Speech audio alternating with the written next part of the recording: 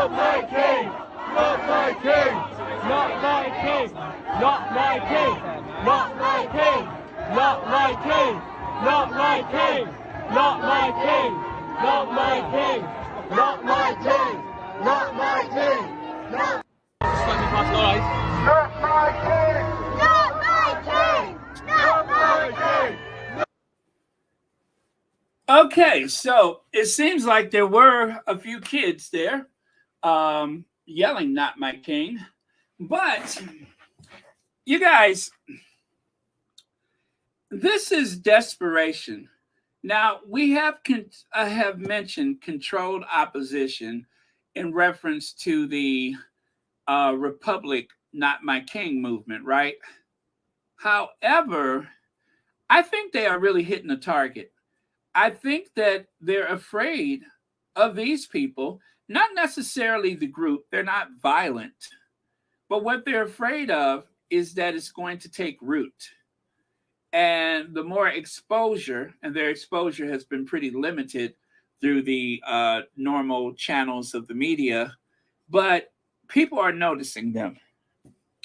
They're very small in number. I think they only have about 1,300 people showing up for the coronation. And of that 1,300, they'll be easily identified by their yellow T-shirts. So I don't suspect they're going to get close enough to really make an impact. I don't suspect. But loud music to drown out the booze. And, of course, bringing those kids, those babies out there for political reasons. You give them flags and you have them shouting, "He's my king, he's my king." That's disgusting.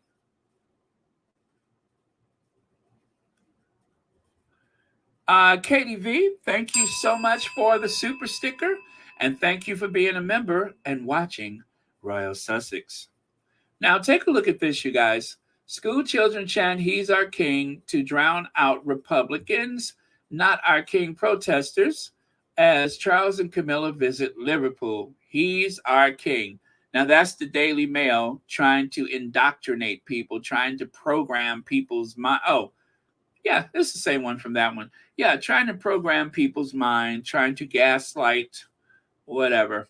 Now, what they mentioned on Jeremy Vine is that it has a haunting resemblance to North Korea. It looks very North Korea. Even Jeremy Vine had to concede that there was something disturbing about that. I mean, tell me, there's not very much daylight between what you see here, right, and what you're looking at here. You can't do that to other people's children. Just like we just mentioned earlier, maskless members of the royal family during the height of the pandemic, well, actually, as things began to ease up, there they were in classrooms, meeting with other people's children with no mask on. I literally saw Sarah Ferguson talking with her mask in her hand, and her wrinkled, fleshy, nasty, claw-looking hand around other people's children. You don't have a right to do that. That's why I remember it, because I was so bothered by that. Leave those people's kids alone. Lex says, there's a huge difference between parents bringing their kids to a political event and kids being coerced to act as puppets without their parents' consent. Amen to that. 2 bells to that. Thank you so much, Legs. Very, very true. Thank you so much for that. So, yeah, there's no other way around that. It's not right. Now, take a look here. This is Jeremy Vine, and this was the very heated discussion that they, well, I won't say it was so heated because most people agreed that it was poor form. So I got a couple of sound bites for you. I do apologize for the quality of the sound, but we will get there. Let me see here.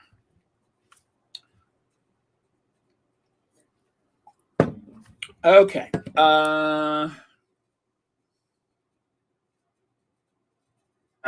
And if Charles is putting up with this in a way that the Queen didn't have to, and Marvin, I wonder whether it's fair to say, pack in the shouting until after the coronation at least. Why? Isn't this the perfect time to have the conversation?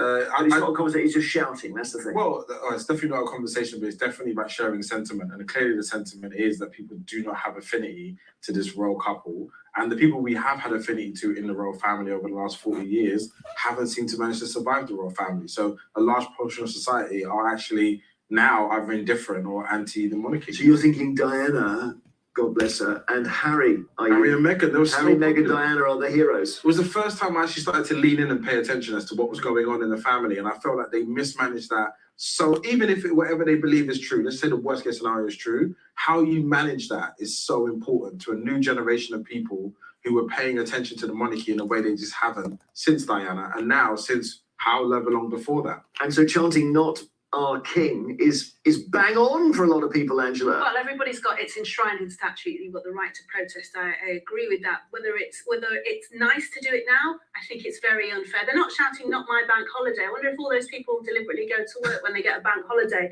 as a result of the coronation.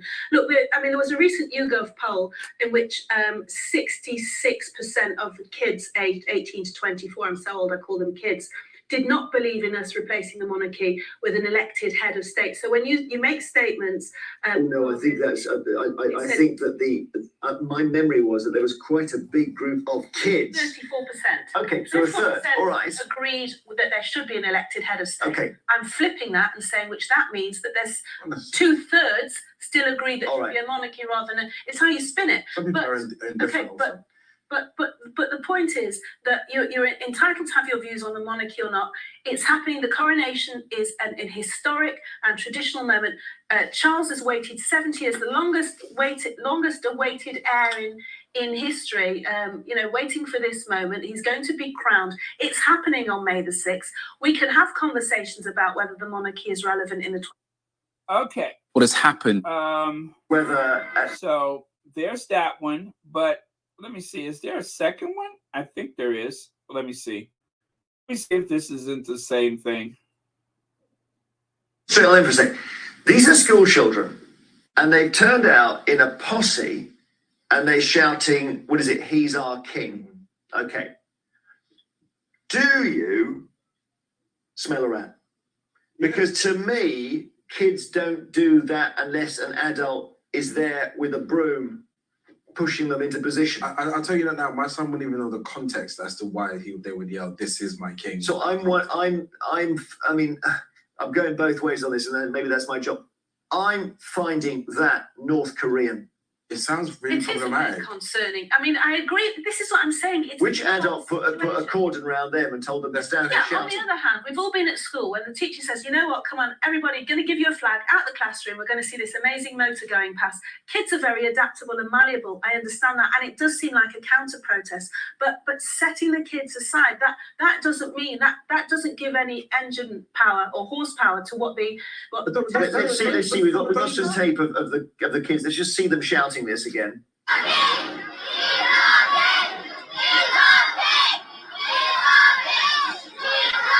Marvin, you said disgusting. It's disgusting. If I found that my children's school went to a parade for the king and then forced them to say, "He is our king," I would be absolutely furious. And don't use my children as a prop for your mismanaged PR. Well, it's disgraceful. I don't know if the palace. It may not have been the palace.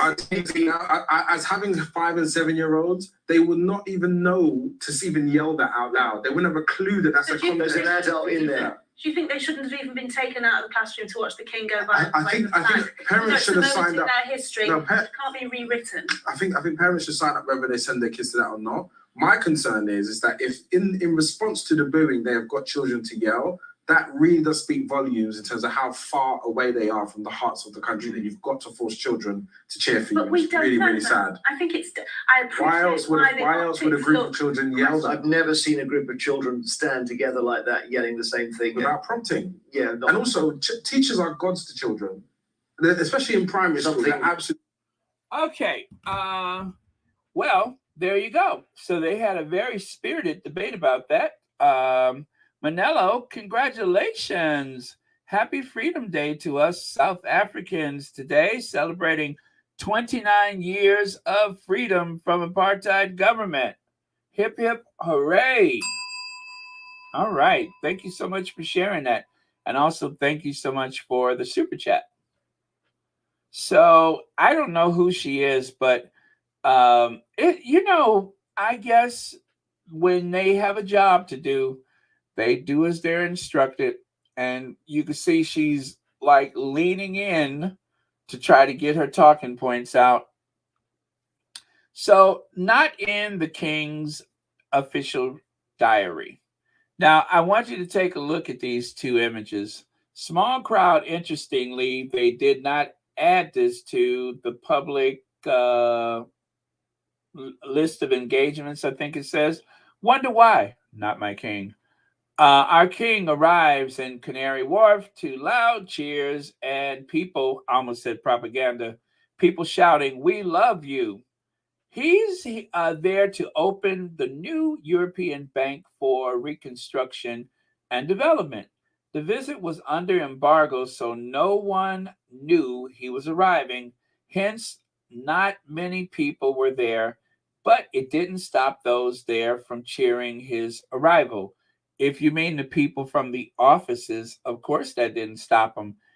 Just like the kids from North Korea, just like the kids from Liverpool, you went and got them out of class, you go and get the employees and take them out of the office. And likewise, the bottom photo, we were so excited to welcome King Charles III, our new headquarters, to our new headquarters in Canary Wharf. Again, the only thing that was probably a conflict is who stands out in the code and who stands inside the lobby. All of this was very well organized. Don't put it in the official diary so you don't have yellow t-shirts flooding the area with their yellow placards. And also go in the office and get those very smartly dressed people to stand outside and to stand inside so that they could yell, "I love you." And why did they do that? I'm going to tell you why. Because of the booing. William has been booed. Charles has been booed. Kate has been booed. And Camilla has been booed. They've all been booed. The people who have not been booed is Harry and Meghan. Now, they have been heckled by a couple of sycophants that had their transportation paid for by the tabloids. But other than that, aside from the few sycophants, they have not been booed. I repeat, they have never been booed. They want to try to gaslight people to believe. I mean, they had an opportunity to boo them at the Queen's funeral. They certainly don't hold back for anybody else. Weren't they chanting Lizzie in the box? Harry and Meghan have not been booed. And of course, as evident by the basketball game, trust me, if they could find any material to prove that the Harry and Meghan were booed, they would use it. It's not there because it does not exist. But William, he walked out of that Liverpool stadium in tears. In tears. He was about low as a well digger's behind when he walked out of there. Look at that big sourpuss. Look at that face. Now that is a sourpuss. If you haven't seen the definition of sourpuss, you got to look it up. It describes William to the T. That's the sourpuss. Now, take a look here. There's Ascension Day 2022.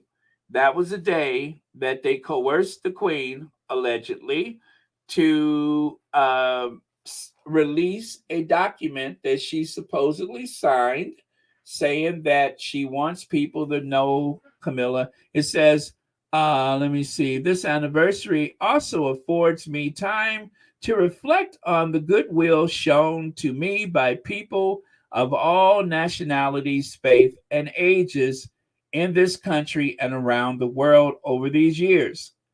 I would like to express my thanks to you all for your support. I remain eternally grateful for and humbled by, right, the loyalty and affection that you continue to give me. And when, in the fullness of time, my son Charles becomes king, I know you will give him and his wife Camilla the same support you have given me. And it is with my sincere wish that when the time comes, Camilla will be known as Queen. Can y'all hear me? Queen Consort, as she continues her own loyal service. Queen Consort. Now, we didn't see the Queen sign this, but they made sure that the Queen took a photo in front of her red box to look like she was just taking care of business as usual, right? I don't recall there being a video of her signing this document, but even if there is, she ain't know what it said. She just signed it. And take a look here. Richard Palmer said, our exclusive story from this morning, Daily Express, the Queen did not consult the government over the U-turn on Queen Camilla. Downing Street was made aware, but constitutional experts were surprised that the monarch didn't seek approval. Doesn't this make more sense to you all now? Doesn't this make more sense? Our perspective, we know, as I point out yesterday, that the Queen can't even give an audience to the leader of the opposition or any other of her privy counselors without the permission of her prime minister. Isn't it then surprising that she wouldn't consult a prime minister over this? Yeah, we're surprised. I'm surprised. And of course, messy Emily Andrews is kind of small. Let me see. It says, having met her several times, I really like Camilla. Kissing up. But the PR campaign and spin of the last week has been extraordinary. The Daily Mail would have been the first people to lay siege to any idea of of Queen Camilla. Now they are putty in Clarence House hands. The invisible contract is real. So I know I've mentioned this before, but now it makes so much more sense than it did even a week ago. The Queen, who is a stickler for detail, did not consult the Prime Minister, the Privy Councillors, nothing. All of a sudden, magically, this document appeared. Yep. So, done. Sorted. Done. End of story. It just appeared. Now, just in case nobody, or should I say, if there's anybody who isn't aware of why this is so odd, Charles agreed when he married Camilla that she would never be known as Queen or Queen Consort. She would be Princess Consort for the consideration of the people and the memory of Princess Diana. He also said that he wasn't going to marry Camilla, and that changed. There were several things that he wasn't going to do, and that changed. Marry her, make her a queen, Princess of Wales. She's not. That's the only one that they kept. She didn't get to use the title Princess of Wales. She probably didn't want it because she knew that she was gonna jump right past that and go straight to Queen. Not even Queen Consort, just the Queen. Now the person that Queen Elizabeth II refused to meet for years is wearing her jewelry, using her title. I mean, I know not officially, not all of her titles, but she is still the queen now. She is the queen.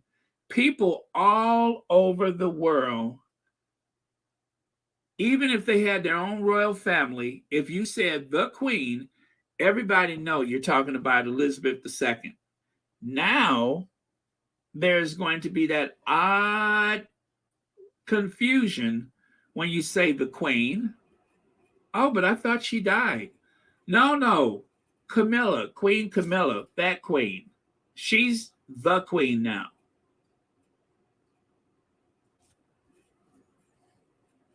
I almost just dropped the F-bomb. I caught myself. Revealed, Camilla will officially be known as the Queen rather than Queen Consort after King Charles' coronation. I don't think they waited till after the coronation. They're using that now. What wait till after the coronation? And look at that. Look at the Daily Mail. Camilla will officially be known as Queen rather than Queen Consort after King Charles' coronation. Why do they have Diana's picture there? Why? Why is Diana our Queen of Hearts? Why is Diana's picture mixed in with that mess? Why? It's like I said, they want to destroy her again. It's not enough that she's resting on an island on Althorpe Estate and probably will always be buried there alone. But aside from that, you have this. They keep mocking Diana. Did you guys see the side-by-side photo of Camilla and Diana, where it looked like the photos were just their photos were taken together? That was the day that they announced that Camilla is seeking the help of Diana's designer to design her outfit to go where? To Paris. To design her outfit for what? The coronation day.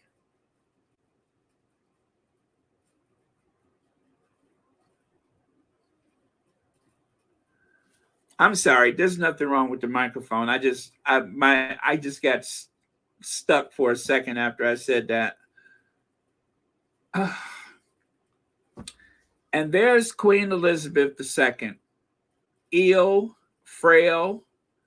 Her coat ain't even buttoned up correct.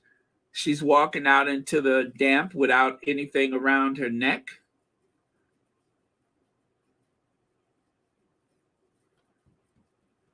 Now look at that photo and tell me that there's not something odd that has happened with the Queen.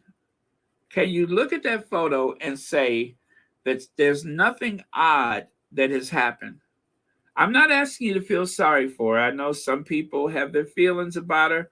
I respect that. But I'm saying where Harry and Meghan is concerned, there's something there. We can see that there was something a while ago, but right up to the end, did the Queen help or not? Did the Queen know or not? Apparently, from the court records, the Queen was fully aware that the Murdoch people didn't give a rat's behind what she thought. And with the consent and the blessing of someone else in that institution, they snubbed the Queen. They told the Queen, talk to the hand, and it was okay. It was okay. Now, the thing that they're trying to spin right now, they're trying to say that Harry couldn't possibly know that there was an agreement in place. And as they were saying on the Twitter streets, actually, the way they said it, I think they're saying is that the plaintiffs I'm sorry, not the plaintiffs, but the defendants have to prove a negative. Harry says there was an agreement. They don't know what receipts Harry got, but they are going to try to go through their records, or at least pretend they are, to prove, oh, there wasn't an agreement. If there wasn't an agreement, then how and why? And okay, if there wasn't an agreement, who decided William gets $1 million and Harry gets nothing? In what universe do you give one person who's been hacked in the same family $1 million, and you give the other one, who has unimpeachable evidence, I'm assuming, that all of these accusations are true? You give one of them $1 million, and the person who wants an apology more than money, you don't give him anything. And you say, but there wasn't an agreement. No, there wasn't an agreement. But as we have found out in the last 48 hours, we have receipts. We have receipts. Let me show you the receipt. Actually, I don't have a picture of it. I read it to you, though. But we have receipts. There's receipts. They don't know what Harry has. They're hoping. It says here, Sally, genuinely, about the lack of reply, your note was lost in a mountain of memos I seem to get each day. Am fresh from a board meeting and changing planes in Dallas. This is one lawyer speaking to the Queen's representative. So what were they talking about? Was she just trying to figure out where Robert was? This is an email. This is that's a receipt. That's a receipt. Here, let me do another email for you. Dear Sally, I note your email to Robert. I will discuss directly with him. I know you were keen to discuss this at the highest level, but I wonder if you and I could take things forward.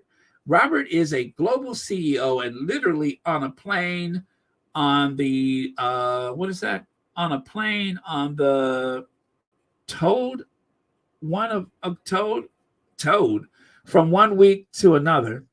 That must be Cockney or something. I don't know. Perhaps that might help. Anyway, let me get some feedback from Robert, but just wanted acknowledgement of your concerns. Rebecca who, I wonder? Rebecca who? First, Rebecca Brooks stepped in to say Robert is traveling and not, traveling a lot right now. And it says Rebecca Brooks emailed to Sally Osman. And someone on his staff in New York wrote Rebecca is correct in noting Robert's travel and rest of the summer, but travel the rest of the summer. But I will ensure he sees the email and respond accordingly. But still, there was no answer. And weeks later, in September 2017, Osman wrote to Thompson and Rebecca again, stating politely that it would be good to get an indication as to when progress will be made on this issue we discussed some months ago. This is the Queen asserting herself with her staff to get this done. And for 2 years, nothing happened. And let me see, that was 2017. Well, 2019, Sally was gone. They had a shakeup, and Sally was gone. Isn't that something? I mean, how much more evidence do you need? Is that iBrownie? Thank you so much for the super sticker. And thank you so much for watching Royal Sussex. Let me highlight you there. Thank you very much. Greatly appreciate it. You guys, never a dull moment.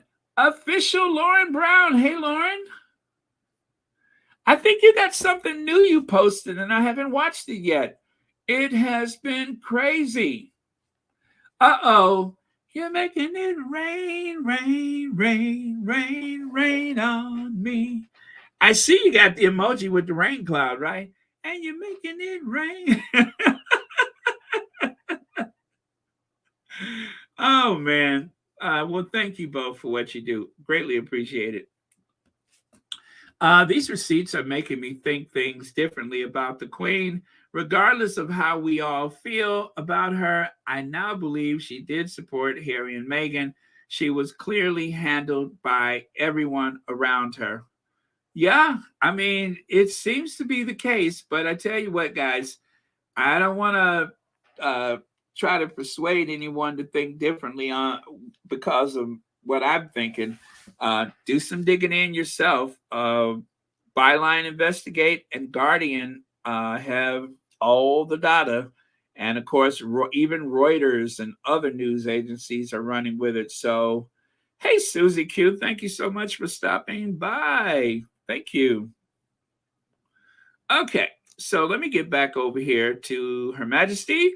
And then we got right here, Harry's just, Harry just played a game, right? Isn't that what Charles advised him in so many words? Don't read the papers, just play the game. Well, take a look at that. Charles played the game, but Diana didn't want to. William's playing the game, and Kate, I don't think she wants to, but she doesn't have a choice. She doesn't really have a fallback position because from what I hear, party pieces ain't what they used to be. So I'm starting to wonder if she's sending her plates of food off to her family. I wonder if she's trying to sneak some food out of there and send it to Buckleberry. Maybe that's what's happening. Maybe she got some Ziploc bags or something, and she pack up little stuff and have it have a what do you call it? A messenger take it to her parents' house. Anyway, yeah. So that's it. Harry, just play the game. So let me show you right here. So William just playing the game. You know, guys, I wanted to make sure that I pointed this out. You know, Harry totally disputed that thing about being paranoid. Harry said that he was told, or informed by the institution that his mother became fearful and paranoid of the leaks and that she voluntarily gave up her security. Now, there are some people on the Twitter streets, and I haven't seen the direct wording myself, but that's my next project is I got to see that report from court today. I need to thoroughly vet it because that's what I'm looking for. There's a difference in the way Harry said it from the way it's been reported by the royal family. Harry stated in so many words, and if you guys have seen it, please let me know how it read. But either way, when they took that security away from Diana Frances Spencer Mountbatten-Windsor, she was doomed.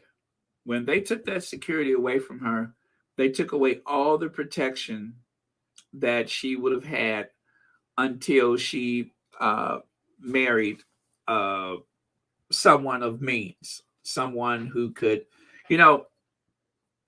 one of the reasons why Jacqueline Kennedy Onassis married Ari Onassis is because of his wealth and because of the insecurity that she felt for her family.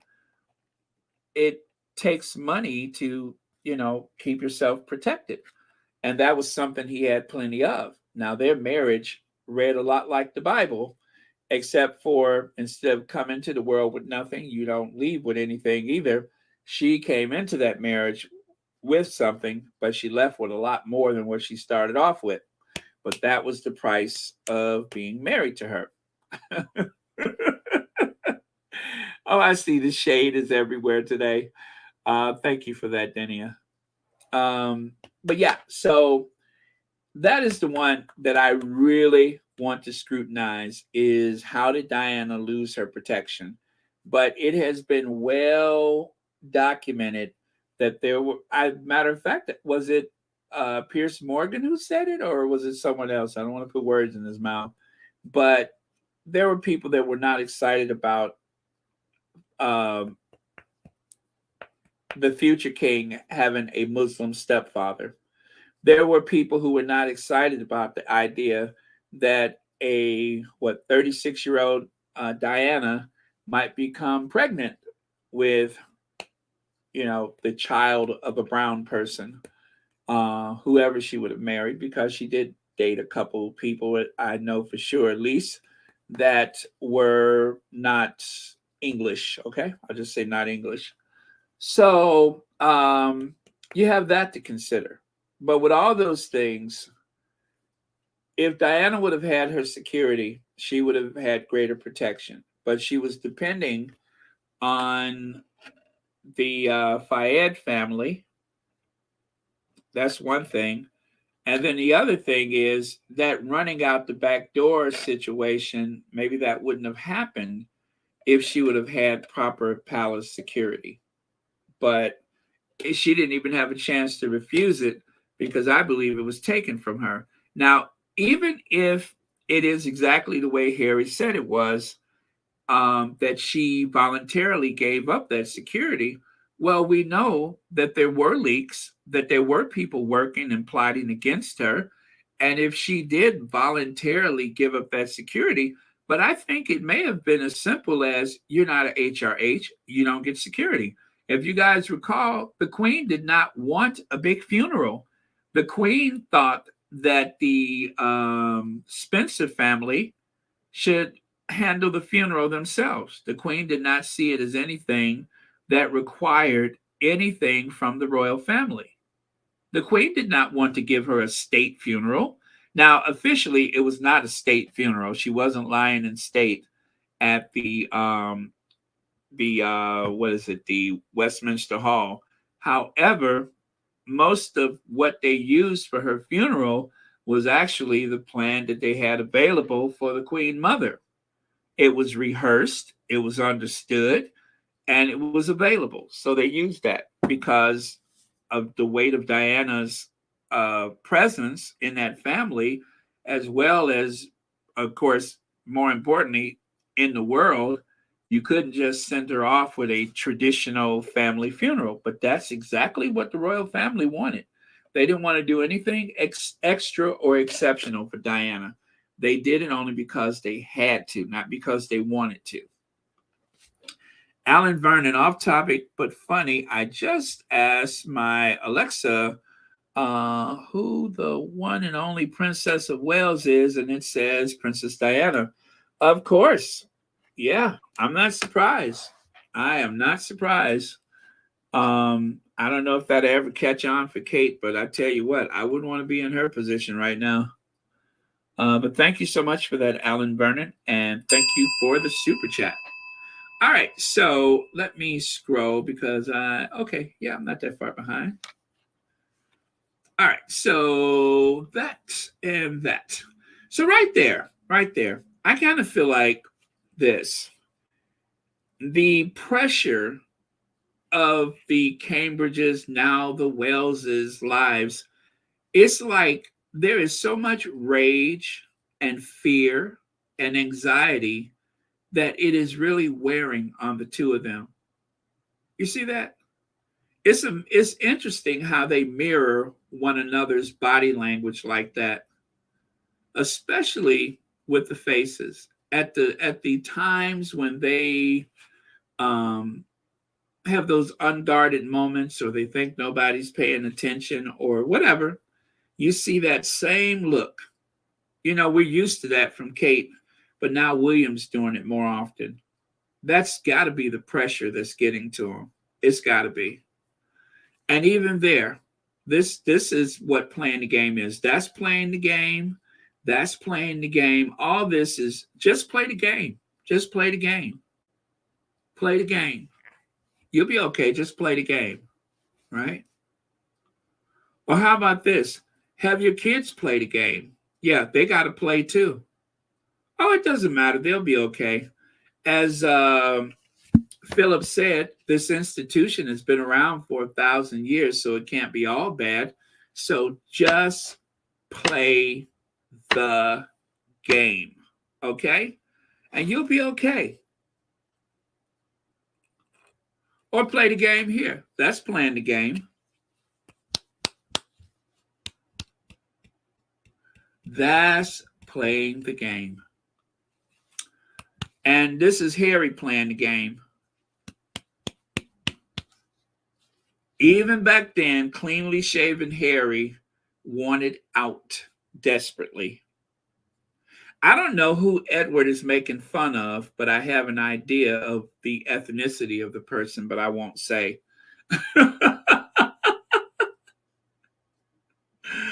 Oh, man. But that's playing the game. That's what they wanted Harry to do. And that's what they wanted for Harry's children. They wanted Harry's children and Harry to play the game with William in the driver's seat eventually. This is Kate and William playing the game and Harry trying to figure out how to get out of the game. Those unguarded moments. Those unguarded moments. Just play the game, Harry. Just play the game. You'll have a bald head, yellow teeth, and you will grimace as though you're in pain constantly. So there they are. That's the team, and they're all playing the game. There's only a couple of winners in the photo, and then there's a couple of losers for now. But everybody is playing the game. Just play the game, Harry. Just play the game. So, William, enjoy the game. I hope it suits you. I hope it's everything that you want it to be. The only difference about this game is you no longer have your MVP. You don't have your MVP.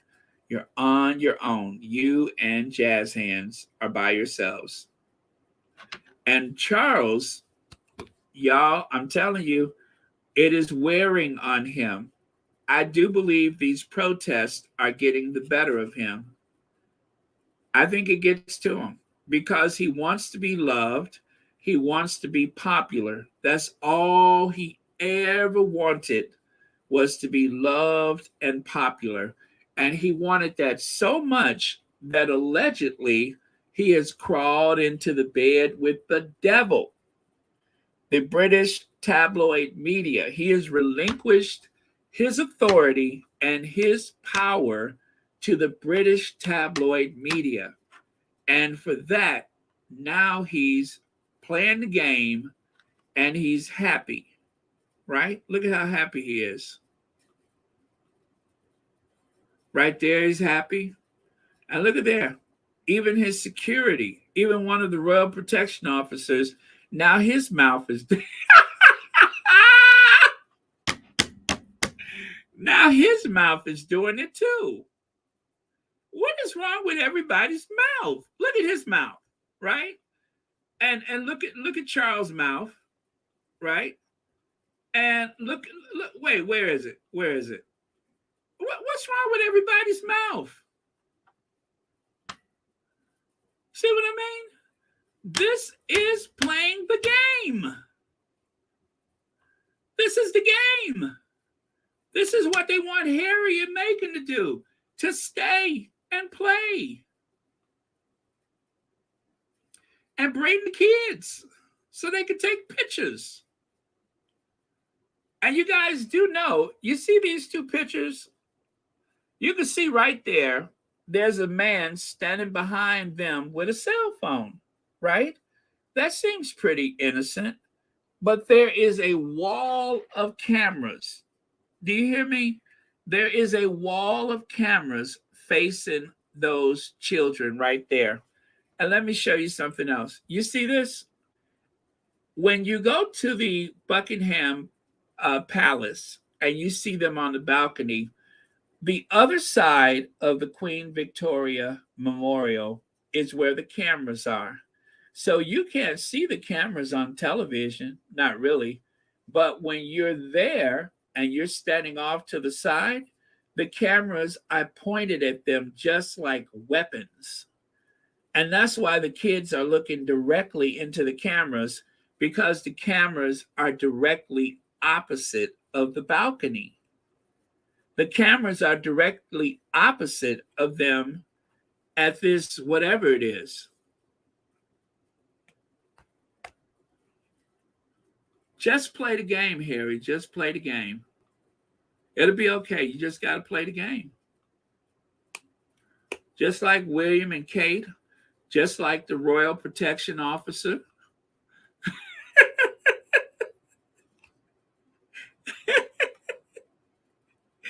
Look at his mouth. He ain't even a family member and he playing the game. It's contagious. It's contagious. He's not even a family member and he feels compelled to play the game. How could you not? It's contagious. It's rubbing off on him. And now his mouth is messed up. I bet you wherever he is right now, he's still doing it. He probably hear "Not My King" in his sleep.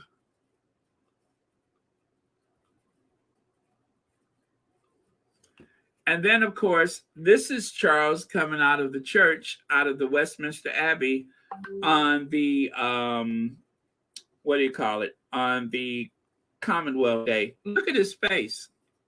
Look at his face. And then right there in the back of the State Bentley, he's looking over his shoulder. He's looking over his shoulder at the cameras. I'm sorry, at the protesters, because it's not bothering him at all. I say it is.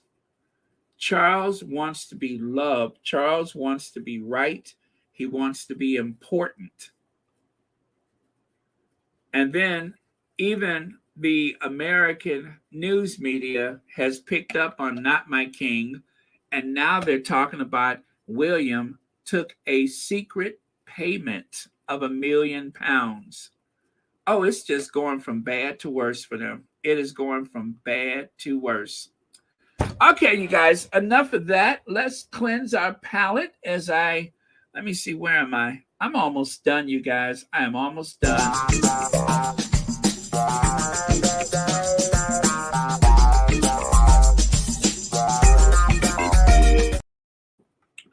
Okay, Dr. Charlotte Proudman says when Meghan Markle straightens her hair, she's labeled a highly ambitious woman who is determined to get what she wants.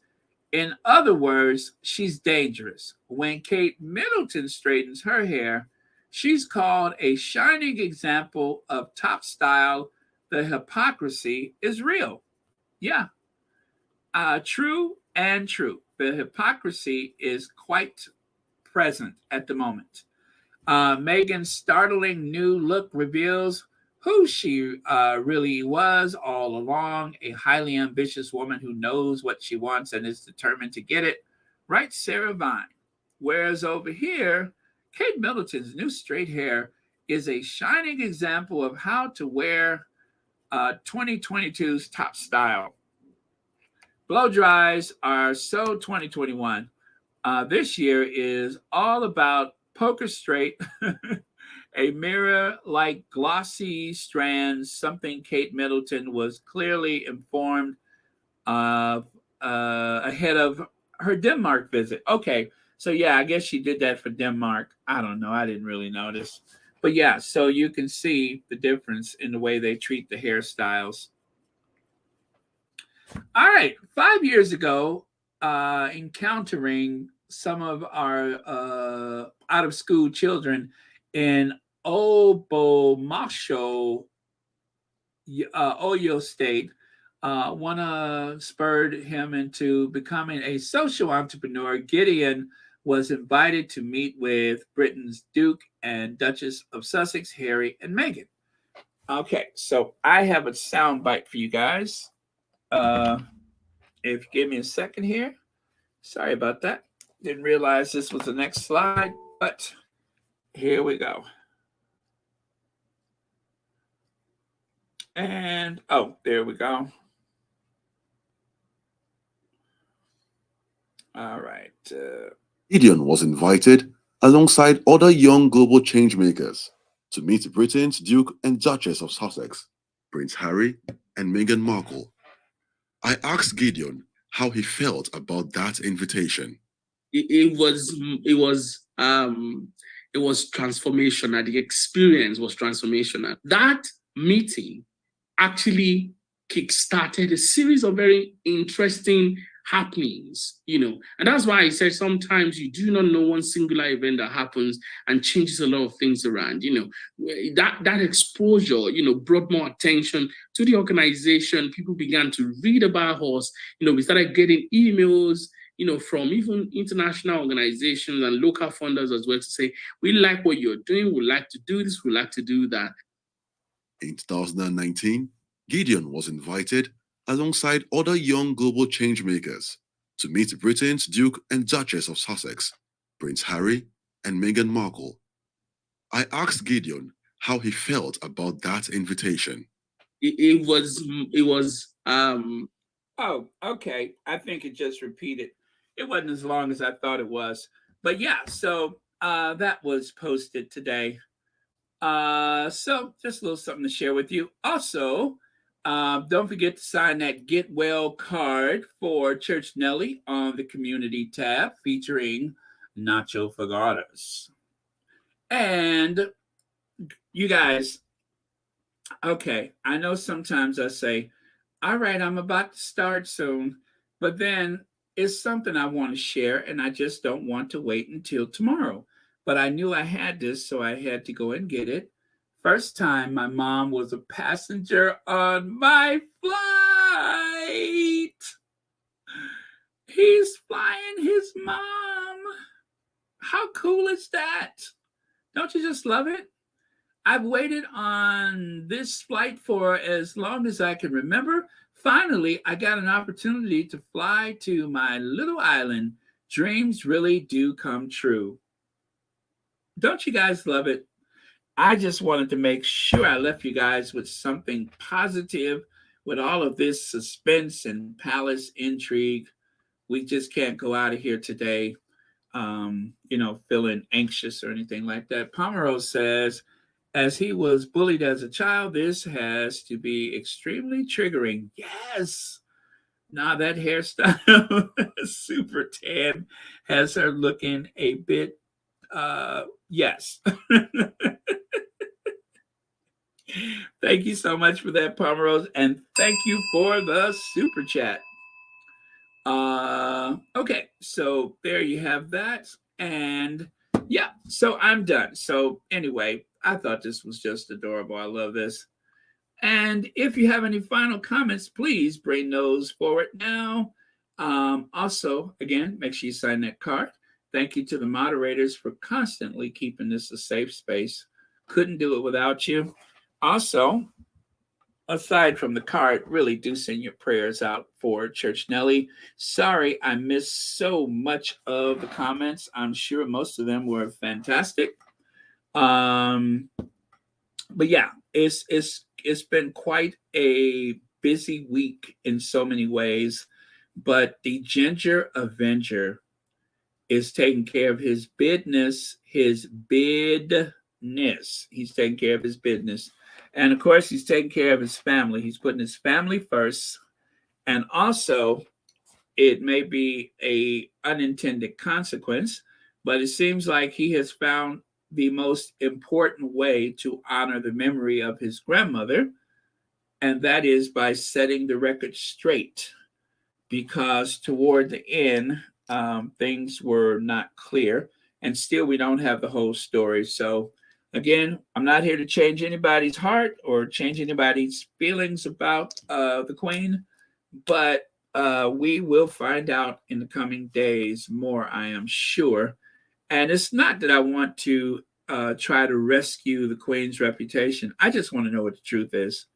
I just want to know what the truth was about the royal family, Harry and Meghan having to flee the country. I want the unvarnished truth. That is what I'm interested in, because it's just a few things that didn't make sense to me, and I want to sort it out because I just think it's very important to have the full story and to know who was responsible for what. All right. Okay. So thank you again. Also, of course, we have to honor our queens. And don't worry, Diana, we are going to get to the bottom of things. And Doria, we are going to continue to cover you with prayers of protection. All right. Okay, so I think we're good. I am going to look for a last word of the day. Andrea Dawkins, when you come out of the menu, you have to go to the Royal Sussex channel, right? And when you go to Royal Sussex channel, at the top of the page where you see all the videos listed, that is where you'll find the community tab. It's right there at the very top of the page. It says community. So you'll see it.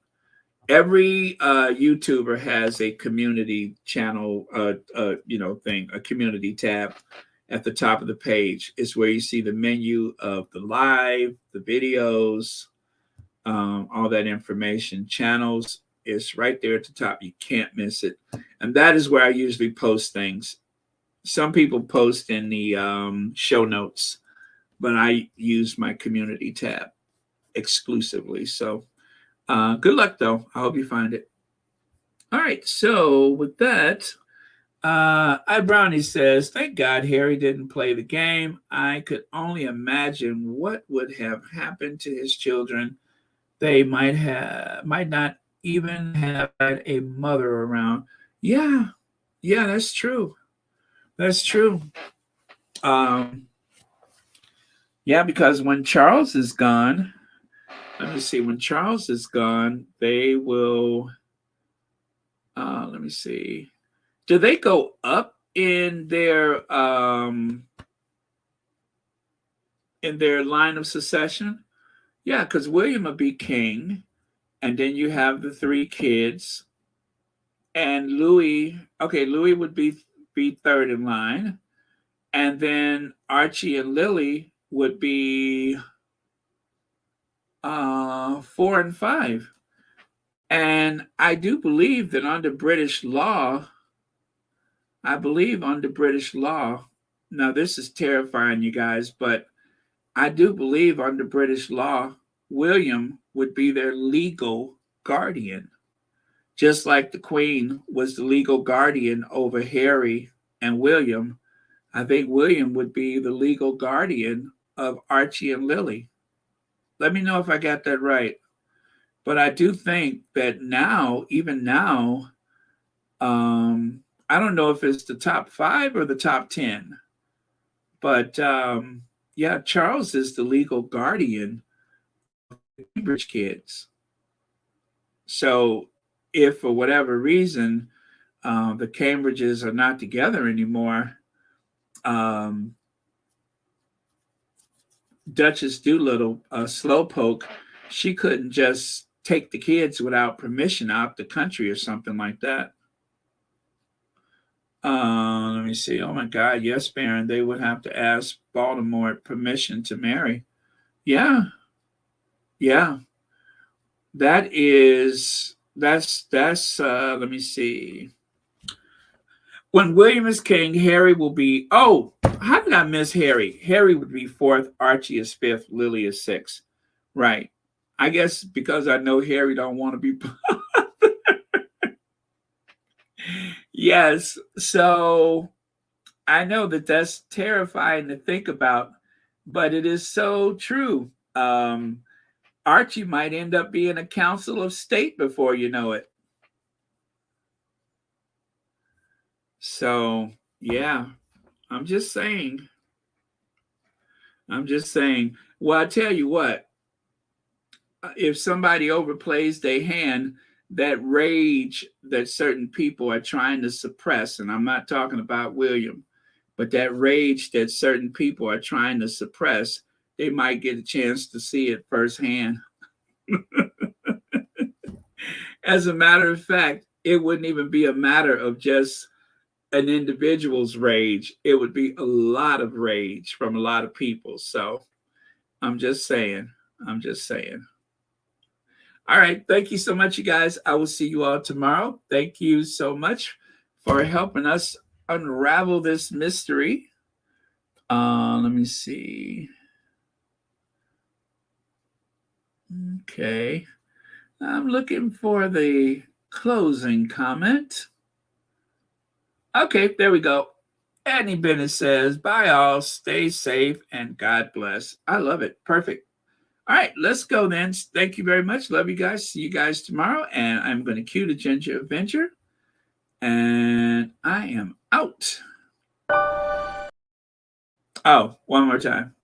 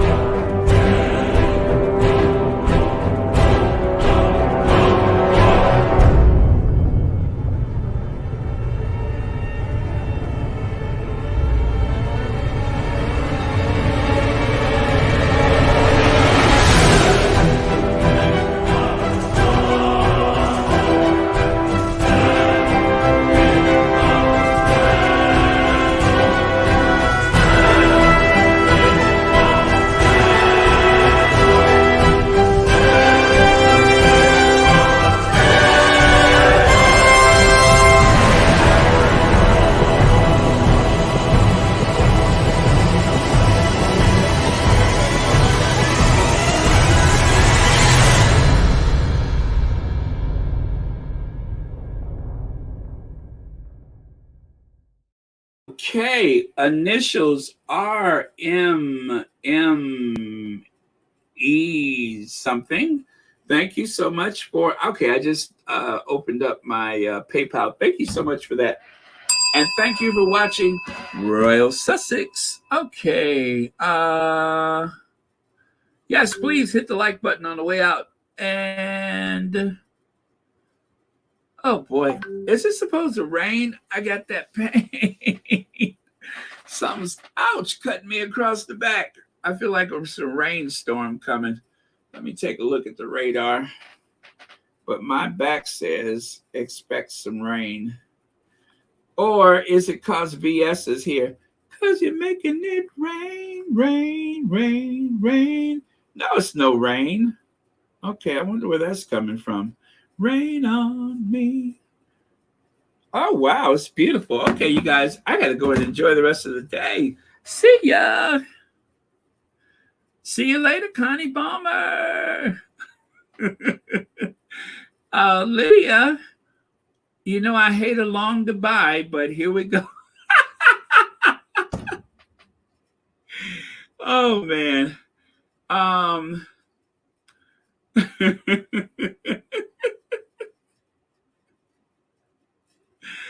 Oh, we're going to be here all night. I got to do my long goodbye.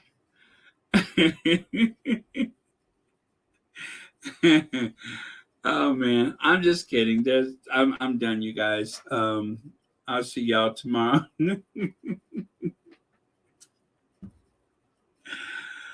Oh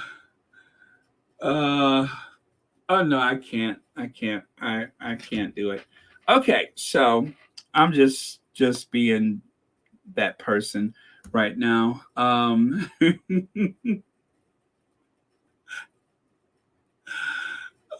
man.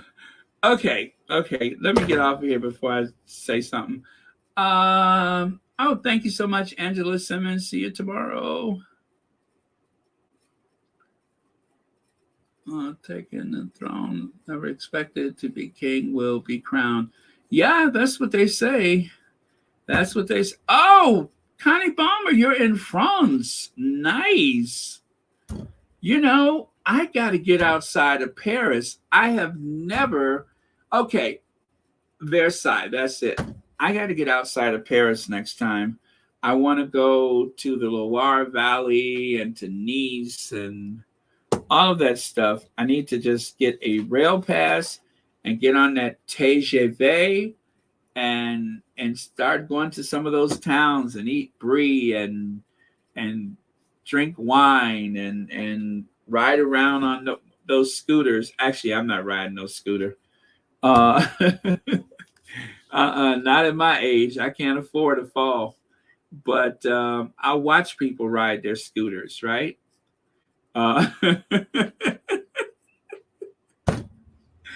Okay, Lydia, I'm getting out of here because it's just too tempting. I'm getting out of here because the temptation is getting to me.